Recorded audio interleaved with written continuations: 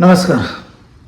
नाशिक विभाग शिक्षक मतदारसंघ निवडणूक 2024 आली आहे आणि या निवडणुकीमध्ये अत्यंत महत्त्वाची गोष्ट म्हणजे जवळजवळ 53 लोकांनी अर्ज भरलेले आहेत.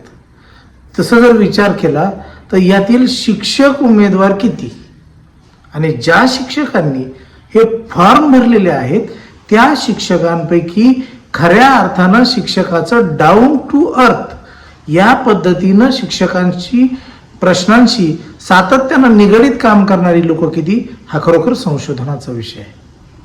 आज 53 जणांपैकी अनेक उमेदवारांनी 2, 3, 4 काहींनी तर 4 फॉर्म भरलेत आणि असं असताना खऱ्या अर्थानं शिक्षकांचं प्रतिनिधित्व किती जण करतायत, शिक्षकांच्या समस्यांची जाणीव किती लोकांना आहे हे पाहणं औत्सुक्याचं ठरणार आहे.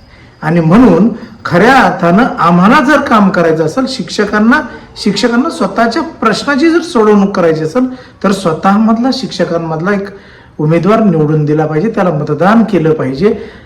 आज सगळ्यात महत्त्वाचा ऐरणीवरचा प्रश्न म्हणजे जुनी पेन्शन योजना. 2005 पासनं जे जॉईन झालेले आहेत त्यांना जुनी पेन्शन योजना लागू नाही, त्यांना नवीन पेन्शन योजना आहे, NPS आहे. आणि त्याचा परिणाम असा झालेला आहे की शिक्षकांमध्ये खूप मोठी विद्रोहाची भावना आहे. काही लोक 2005च्या आधी जॉईन आहेत आणि नंतर त्यांची मान्यता किंवा त्यांना ग्रँट ही 2005 नंतर आली. त्यांची तर अवस्था न घर का ना घाट का अशी झालेली आहे. आणि मग अशा स्थितीमध्ये पेन्शन एका मुद्द्यावरती सुद्धा खूप मोठी चर्चा करण्यासारखी आहे आणि हे दुर्दैवानं करणारं कोणी दिसत नाही. उमेदवारांची काल नाशिकमध्ये एवढ्या मोठ्या प्रमाणावर उमेदवारांची एकमेकांशी बाचाबाची होणं, अगदी मेंढरासारखे लोक तिथं भरून आणलेले होते, मेंढरासारखे. आणि हे लोक एवढा खर्च करणार आहेत, ते खऱ्या अर्थानं शिक्षकांचं प्रतिनिधित्व करू शकतील का? हे संस्थाधीश आहेत, मालामाल गबर आहेत, आर्थिक दृष्टीने सक्षम आहेत, एकेकाच्या घरामध्ये आमदारी आहे, आमदारकी आहे, खासदारकी आहे, काहींच्या घरामध्ये भाऊ आमदार आहे, काहींच्या घरामध्ये आई कुणीतरी जिल्हा परिषद सदस्य आहे, कुणी पंचायत समिती सदस्य आहे.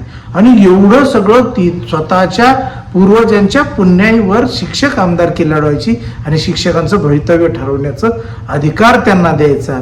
तसं पाहिलं तर विधान परिषद हे वरिष्ठ सभागृह आहे आणि वरिष्ठ सभागृहात त्या पद्धतीनं गुणवत्तावान व्यक्ती जर तिथे गेली, ज्याची शैक्षणिक गुणवत्ता तेवढी असली पाहिजे, ज्याचा शिक्षण कार्यामधला किंवा डायरेक्टली टीचिंगमध्ये किंवा शिकवण्याच्या प्रक्रियेमध्ये अध्यापन प्रक्रियेमध्ये ज्यांचा सहभाग आहे. अगदी तुमच्या काही शाळांना खडू आणि फळ्यापासनं, आज तर संगणकाचं युग आहे पण तरी खडूपासनं फळ्यापर्यंतच्या समस्या आजही आहेत. काही शाळांना वेगवेगळ्या पद्धतीनं विद्यार्थ्यांकडून थोडीफार जी फी आहे ती फी वसूल करून स्वतःचे पगार किंवा शाळाचा खर्च, इतर खर्च भागवावा लागतोय. अनेक शाळांमध्ये अगदी ज्याप्रमाणे जुन्या काळामध्ये जाती व्यवस्था होती त्या पद्धतीनं शिक्षण व्यवस्थेमध्ये सुद्धा आज जाती व्यवस्था आलेली आपल्याला दिसून येत आहे. म्हणजे पूर्ण ग्रँट असणारे शिक्षक, निम्मी ग्रँट असणारे शिक्षक, ज्याच्यामध्ये 20%, 40%, 60%, त्यानंतर पुन्हा स्वयंअर्थसहाय्यित आली, नॉन ग्रँट शाळा आल्या, त्यानंतर स्वयंअर्थसहाय्यित आली. म्हणजे या पद्धतीने या 4 प्रकारे आपल्या समोर शिक्षणाची व्यवस्था आहे. आणि ज्या ठिकाणी क्रमिक असमानता असते तिथे न्याय होऊ शकत नाही आणि दुर्दैवानं यावर आवाज उठवणारं कोणीही नाही. कोण उठविला आवाज?